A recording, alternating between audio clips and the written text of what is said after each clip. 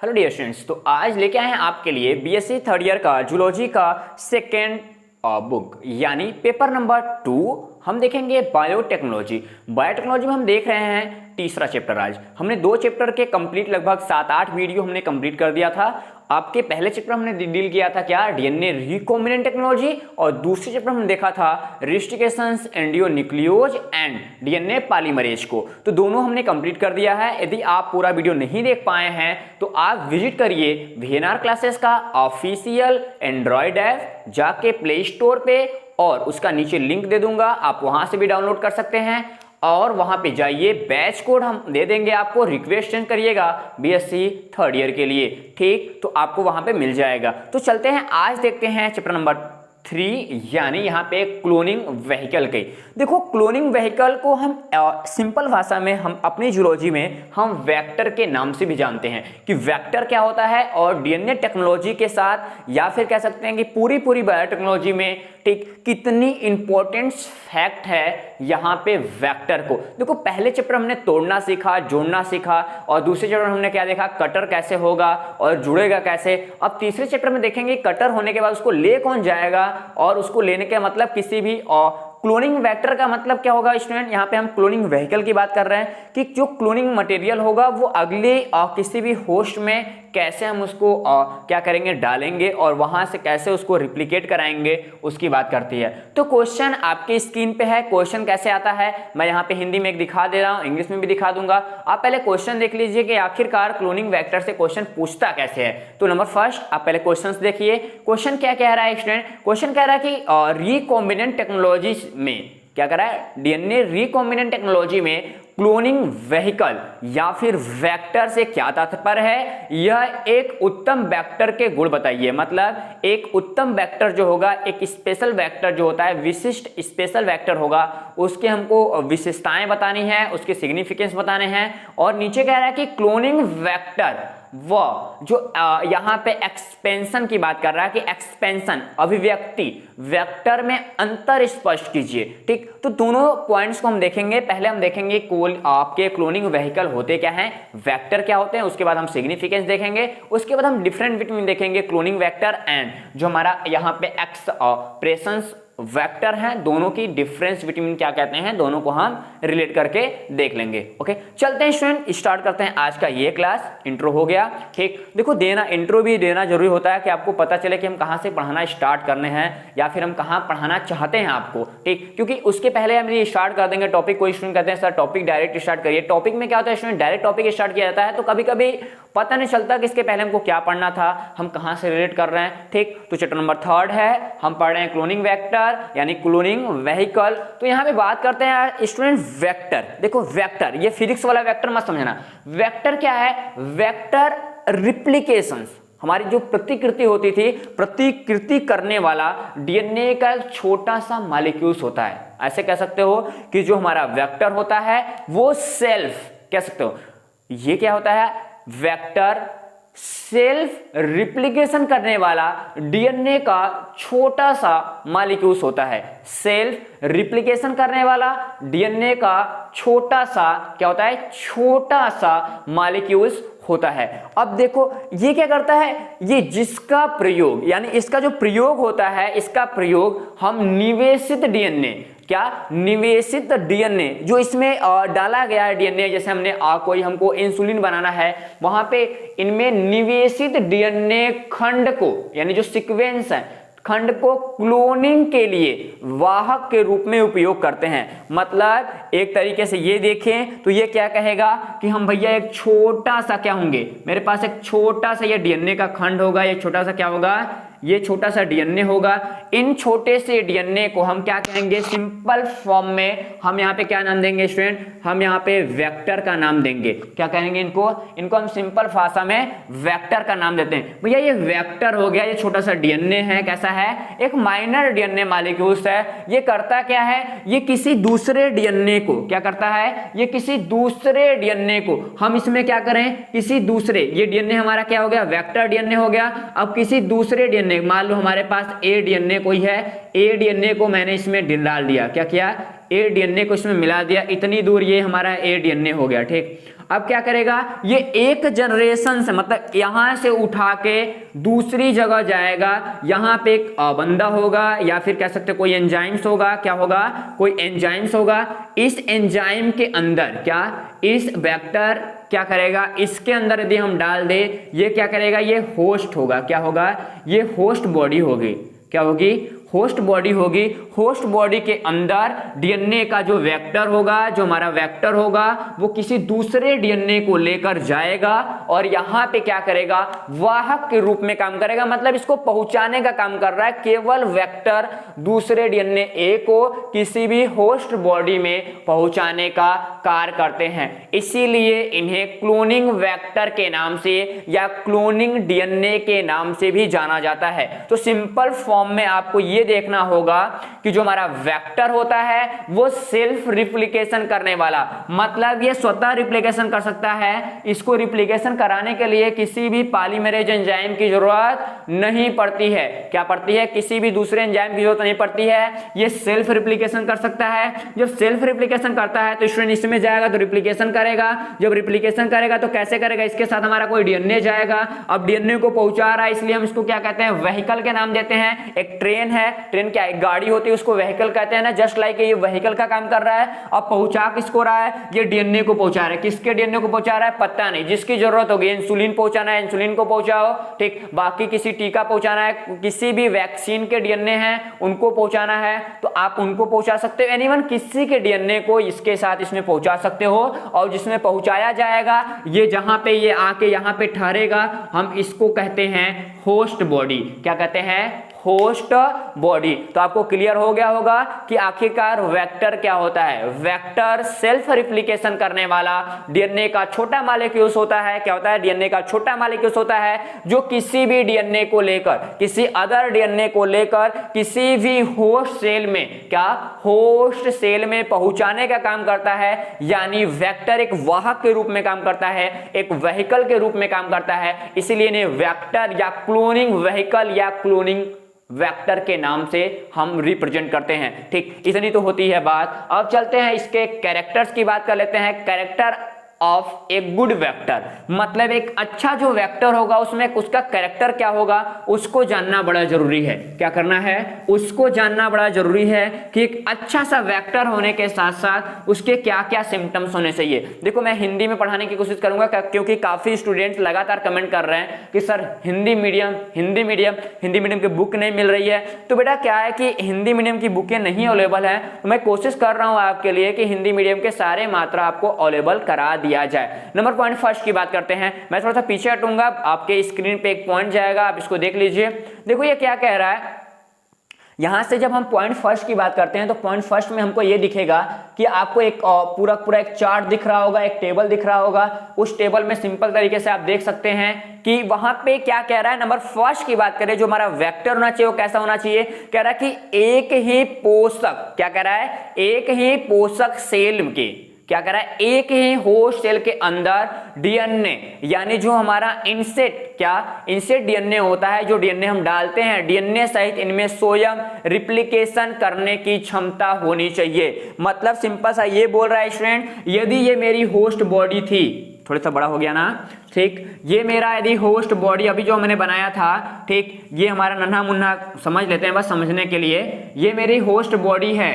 क्या है, host body यदि है, यदि होस्ट बॉडी के अंदर, ध्यान समझना, क्या है, ये होस्ट बॉडी है, होस्ट बॉडी में किसी भी वेक्टर को, क्या, या फिर कह सकते हैं इसको हम क्लोनिंग व्हीकल के नाम जानते हैं, हमारा क्लोनिंग व्हीकल इसके अंदर डाला गया है। तो इनमें क्या होना चाहिए, क्लोनिंग व्हीकल के साथ हमारा जो भी डीएनए जाएगा, क्या जाएगा, क्लोनिंग व्हीकल के साथ जो भी डीएनए जाएगा उसमें सेल्फ रिप्लिकेशन करने की क्षमता होनी चाहिए। कैसी होनी चाहिए, सेल्फ रिप्लिकेशन करने की क्षमता होनी चाहिए। पॉइंट नंबर फर्स्ट में आपको बता रहा है। अब पॉइंट नंबर 2 की बात करते हैं। पॉइंट नंबर नंबर 2 में कह रहा है कि डीएनए मतलब यहाँ पे वेक्टर में जो डीएनए रिप्लिकेशन के लिए एक ओरिजिन ऑफ रिप्लिकेशन होना चाहिए। मतलब स्टूडेंट ये बात ध्यान देना कि जब इसमें डाला जाएगा तो इसमें क्या होना चाहिए, इसमें इतना बड़ा यदि कोई हमारा वेक्टर है तो यहाँ पे एक साइट होना चाहिए, एक टारगेट साइट होना चाहिए जहां पे क्या हो, ओरिजिन ऑफ रिप्लिकेशन। क्या? Origin of replication. इसको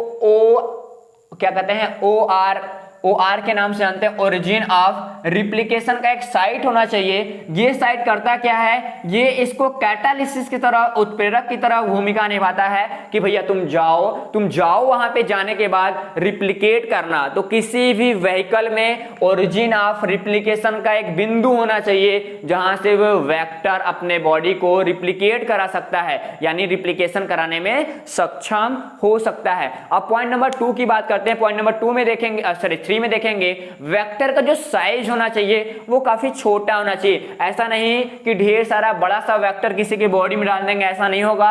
काफी छोटा हमारा होता है, क्या होता है, काफी छोटा हमारा वेक्टर होना चाहिए। यदि हम इसके मासेस की बात करते हैं, क्या बात करते हैं, यहाँ पे 10 किलोबाइट के नाम से जानते हैं इसको, 10 केबी का यहाँ पे वेक्टर होना चाहिए। मतलब इसका मास कितना होना चाहिए, 10 केबी होना चाहिए। ठीक, तो 10 केबी यहाँ पे हमारा क्या होना चाहिए, इसका मास होना चाहिए। क्योंकि जो हमारा डीएनए का खंड होता है, क्या होता है, जो डीएनए का खंड होता है, छोटा से अधिक खंड की बात करेंगे। यदि हम बड़ा खंड लेंगे तो उनमें लंबा सीक्वेंस मिलेगा। क्या लेंगे, यदि हम बड़ा खंड लेंगे तो उनमें लंबा सीक्वेंस मिलेगा। जब लंबा सीक्वेंस होता है तो उनमें अशुद्धियां आने के चांसेस बने रहते हैं। क्या होते हैं, अशुद्धियां। इम्प्योरिटी की बात करें, इम्प्योरिटी की पॉइंट्स बने रहते हैं। इसीलिए हम क्या करते हैं, छोटे से किसी सीक्वेंस को चुनते हैं। मान लो मेरा इतना सीक्वेंस हो गया, इस छोटे सीक्वेंस को चुनते हैं और वो हम प्योर सीक्वेंस चुनते हैं जो आगे चल के रिप्लिकेट करता है, यानी क्लोनिंग करता है, जिसमें हम क्या कर सकते हैं,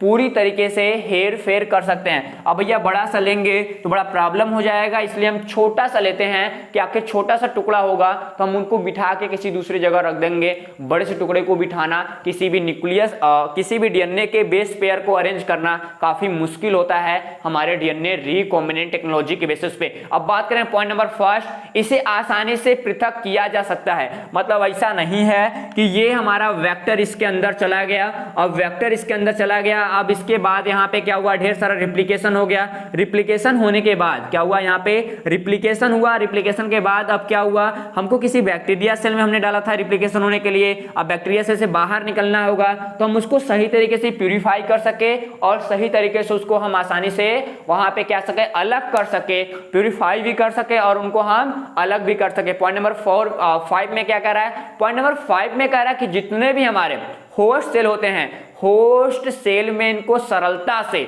डाला जा सके। ऐसा नहीं है कि किसी भी ऐसे होस्ट सेल में डाल दें कि उसकी मृत्यु हो जाए, काफी ज्यादा हमको झमेला लाना पड़े, तो ऐसा नहीं है। हम उन्हीं के बॉडी में डालेंगे, जो हमारा वेक्टर होगा, हम वेक्टर को उन्हीं के बॉडी में डीएनए के साथ डालेंगे जिसके अंदर सही तरीके से उसको प्योर मटेरियल के रूप में एब्जॉर्ब करने की क्षमता होना चाहिए। यानी हमारा जो वेक्टर का होस्ट बॉडी होना चाहिए वो काफी आसानी तरीके से उसको पुनर्स्थापित किया जा सकता है, यानी किया जाना चाहिए। अब बात करते हैं पॉइंट नंबर 6 की। पॉइंट नंबर 6 कह रहा है कि यह सुगमता यानी आसानी से होस्ट सेल में रूपांतरित कर सके। मतलब इनको हम क्या करें, ये हमारा यदि कोई भी बॉडी है, जैसे हमने मान कर लिया कि ये कोई ह्यूमन की बॉडी होगी या फिर कोई हमारे पास क्या है, हमने क्या देखा कि इनको तो मैंने देख लिया, इनको थोड़ा सा हटा लेते हैं।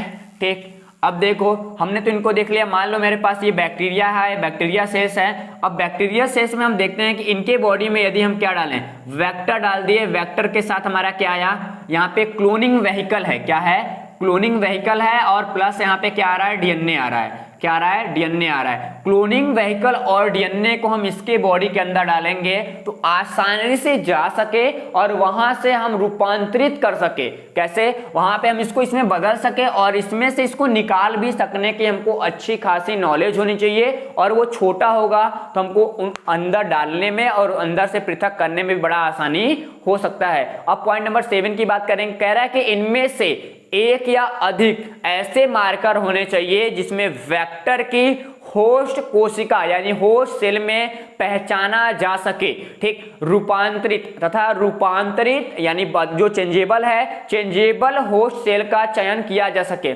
मतलब ध्यान देना स्टूडेंट कि इनको जब हम डालेंगे, क्या करेंगे, इनको जब इनके बॉडी के अंदर, ध्यान देना इनकी साइज कुछ ऐसी होती है, जब इनको डालेंगे तो इनमें कुछ मार्कर पॉइंट होते हैं। क्या होते हैं? कुछ हमारे मार्कर पॉइंट होने चाहिए, 1 या 2 मार्कर पॉइंट्स कम से कम होने चाहिए। अब ये 2 मार्कर पॉइंट्स क्या कहते हैं? जब ऐसा नहीं कि इनको इनके अंदर डालें और इनके बॉडी के अनुसार ये अपने आप को चेंज कर लिए, अब भैया हम डाल के खोज रहे हैं, अब खोजते खोजते क्या हुआ, हमारा जो वेक्टर है वो मिला ही नहीं। क्या? जो हमारा वेक्टर है वो मिला ही नहीं। जब वेक्टर मिलेगा नहीं तो क्या करेंगे, हम किसी का क्लोनिंग सही तरीके से नहीं पहचान पाएंगे, क्योंकि भैया इसके साथ यहाँ पे क्या लगा है, यहाँ पे डीएनए भी तो लगा है। अब डीएनए ये मिलेगा ही नहीं तो डीएनए कहां से मिलेगा? ठीक, कि कितना रिप्लिकेशन करना है। इसीलिए यहाँ पे क्या होना चाहिए, यहाँ पे स्पेशली मार्कर होना चाहिए। क्या होना चाहिए? मार्कर पॉइंट्स होने चाहिए। तो ये जो मार्कर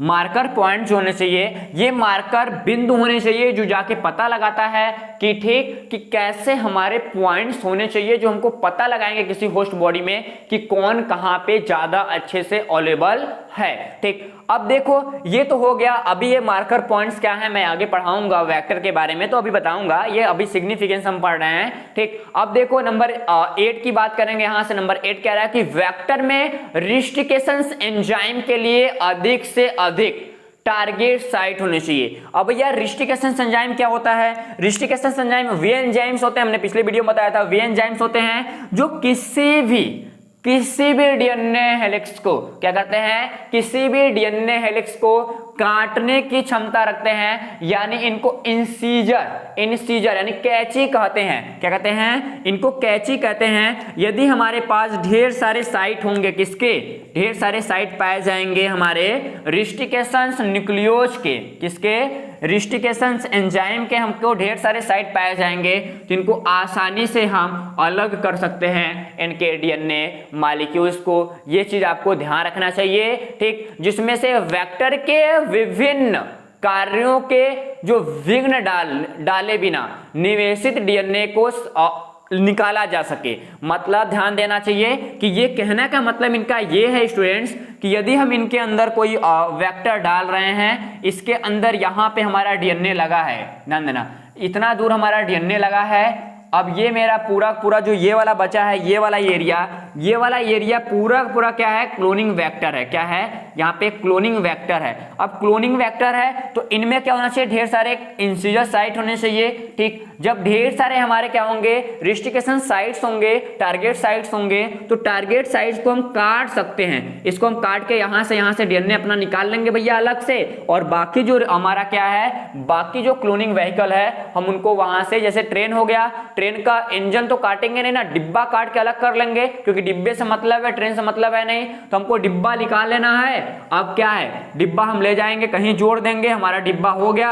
अब ट्रेन जो इतना बड़ा जो ट्रेन का इंजन है ये जाएगा किसी दूसरे डिब्बे के साथ, किसी दूसरे डीएनए के साथ लगेगा और वो आगे अगला काम करता हुआ नजर आएगा। नंबर 9 की बात करते हैं। नंबर 9 में ये सिंपल तरीके से बोलने की कोशिश कर रहा है कि हमारा जो जीन ट्रांसफर के लिए क्या होता है स्टूडेंट, जो हमारा जीन ट्रांसफर के लिए वेक्टर में जो होस्ट सेल को जीनोम में क्या कह रहा है, देखो सिंपल तरीके से बोल रहा है, आप देखो वहां पे आपके स्क्रीन पे दिख रहा होगा, ठीक, कह रहा है कि जीन ट्रांसफर के लिए जो वेक्टर में जो होस्ट सेल की जो जीनोम होती है, जीनोम को स्वतः पहचानने की क्षमता होनी चाहिए कि भैया ऐसा नहीं है कि हम इसमें डाले अपने आप को भूल जाए। ठीक, अपने आप को इसको भूलना नहीं चाहिए और इसको इसके जीनोम के साथ कभी भी मैच नहीं होना चाहिए। हम केवल वहां पे होस्ट के लिए डाल रहे हैं ताकि भैया तुम जाकर रिप्लिकेशन करो, तुम इसके साथ जाकर जुड़ ना जाओ, तुम केवल रिप्लिकेशन करो, नंबर आप अपने डीएनए को बढ़ाओ, हम बाद में वहां से अलग कर लेंगे। लास्ट पॉइंट नंबर 10 कह रहा है यहाँ पे कि जो हमारा निवेशित डीएनए होता है, यानी जो बाहर वाला हमारा डीएनए है, ये बाहर वाले डीएनए को, ठीक, बाहर वाले डीएनए को एक्सप्रेशंस के लिए क्या करता है, एक्सप्रेशंस के लिए एक वेक्टर को प्रमोटर या यहाँ पे ऑपरेटर के, या ऑपरेटर कह सकते हो कि प्रमोटर वो ऑपरेटर तथा यहाँ पे राइबोसोम बॉन्डिंग साइट के साथ इनको स्पेशल बनना चाहिए। मतलब इनके कहने का मतलब ये है कि जो वेक्टर होने होंगे वो किसी भी बाहर के डीएनए को, यानी जो हमारा फॉरेन डीएनए है, ठीक, फॉरेन डीएनए के एक्सप्रेशंस के लिए, उनको बर्ताव के लिए, उनको दिखाने के लिए, ठीक, वेक्टर के लिए प्रमोटर और वहां पे operator and ribosome bonding site आदि कह सकते हो कि समुचित कंट्रोल युक्ति होनी चाहिए कि हम सबको सही तरीके से कंट्रोल कर सके, यानी जो हमारा क्लोनिंग वेक्टर हो सके वो क्या सके, वो ब्रेक लगाए। जैसे कि सिंपल तरीके से इसको देखें तो ट्रेन के इंजन की हमने बात किया था, ठीक, ये क्या करेगा, ये सिंपल तरीके से किसी के कह सकते हो कि एक्सप्रेशंस के लिए, अपने दिखाने के लिए क्या करेगा कि इनमें दिखना चाहिए प्रमोटर टेंडेंसी, वहां पे ऑपरेटर टेंडेंसी दिखने चाहिए और राइबोसोम साइट्स दिखने चाहिए, यानी सबकी टेंडेंसी अलग अलग दिखनी चाहिए और वो सुनिश्चित होने चाहिए और उसको कंट्रोल होना चाहिए। ऐसा नहीं कि भैया हमने इसको लगा दिया, इसका प्रमोटर ही काम नहीं कर रहा है, इसका ऑपरेटर ही काम नहीं कर रहा है, ठीक, ना ड्राइवर काम कर रहा है, ना इंजन काम कर रही है, ना इसके सिस्टम्स काम कर रहे हैं, तो भैया तो हमारी ट्रेन तो सही तरीके से काम करेगी नहीं ना। तो एक अच्छे ट्रेन के लिए, एक अच्छे व्हीकल के लिए, ठीक, उसके ऑपरेटर, उसके प्रमोटर और राइबोसोम साइट्स का होना या राइबोसोम बॉन्डिंग साइट्स का होना बड़ा जरूरी हो जाता है, ठीक। ये तो रहे कुछ सिंपल बातें। अब देखो नंबर अगले की बात करते हैं, यहां से cloning vector and expression vector. देखो सिंपल तरीके से बात करें हम तो ये हमारा 2 स्टेप खत्म हुआ।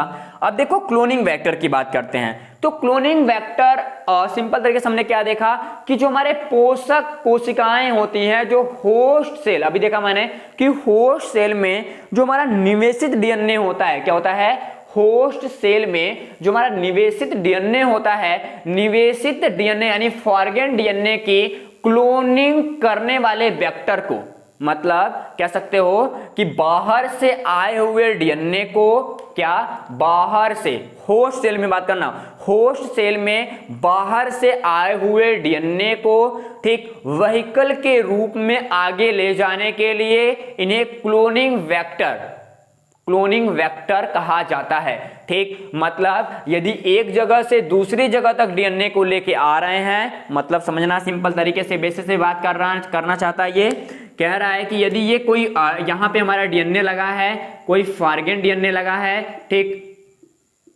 ये फॉरेन डीएनए है, ये क्या कर रहा है, ये किसी बैक्टीरियल सेल्स में आ रहा है, क्या कह रहा है, इसको बैक्टीरियल सेल में डालना चाहिए, ठीक। तो यहाँ पे इस डीएनए को लेके, क्योंकि ये क्या है, ये मेरे लिए होस्ट सेल है, क्या है, होस्ट सेल या होस्ट बॉडी है। अब यदि इसको इसमें डालेंगे तो जो लेके आएगा वो हमारा क्लोनिंग वेक्टर कहलाएगा, क्या कहलाएगा, क्लोनिंग वेक्टर कहलाएगा। और ध्यान देना कि जो क्लोनिंग वेक्टर में रिप्लिकेशन कंट्रोल होता है, क्या होता है कि इनके अंदर रिप्लिकेशन कंट्रोल होता है। ऐसा नहीं कि हम इनको इनके डाल देंगे और वो मल्टीपल रिप्लिकेशन करते रहेंगे, वो एक निश्चित क्राइटेरिया में, एक निश्चित समय में, एक निश्चित पॉइंट तक, मतलब defined time and defined conditions, defined number के साथ रिप्लिकेट होते हैं। ऐसा कुछ नहीं कि अचानक डाले तो वो नंबर आप जो हमारा कह सकते हो वेक्टर है वो तेजी से बढ़ने लगा, ऐसा नहीं है। इनमें रिप्लिकेशन का कंट्रोल होता है जिसमें ये पूरी तरीके से रूपांतरित होकर, मतलब पूरी तरीके से चेंज होकर जो हमारे सेल्स होते हैं, ठीक, सेल्स में ढेर सारे कह सकते हो कि रिप्लिकेशन बॉडी या रिप्लिकेशन फोटोकॉपी तैयार करते हैं। तो ऐसा होगा कि ये क्या करेंगे, मटेरियल को लेके इसमें जाएगा और जो मटेरियल को लेके जाता है हम उन्हें क्लोनिंग व्हीकल कहते हैं। किस मटेरियल को, डीएनए को। इनमें क्या होता है, रिप्लिकेशन कंट्रोल होता है जो होस्ट की बॉडी में एक नॉर्मल टेंडेंसी पे जैसा उसको टारगेट दिया जाता है उसके हिसाब से इसके बॉडी में रिप्लिकेट करने की क्षमता उनमें होती है। जबकि जो हमारे वेक्टर होते हैं, ध्यान देना ये वेक्टर होते कैसे हैं, ये किसके बने होते हैं, इसकी बात थोड़ा सा कर लें कि जो हमारा जो वेक्टर होता है, वेक्टर में विशिष्ट प्रोटीन संश्लेषण के लिए, ध्यान देना, इनमें स्पेशल प्रोटीन का संश्लेषण हो सके, प्रोटीन का सिंथेसिस हो सके, इसके लिए हम क्या करते हैं, इसके लिए इनमें जो निवेशित डीएनए होता है, मतलब ये जो इनमें प्रोटीन का सही तरीके से, इनकी बॉडी जो इतनी दूरी से दिख रही है, इन हमारे क्लोनिंग वेक्टर के लिए, सिंपल तरीके से देखना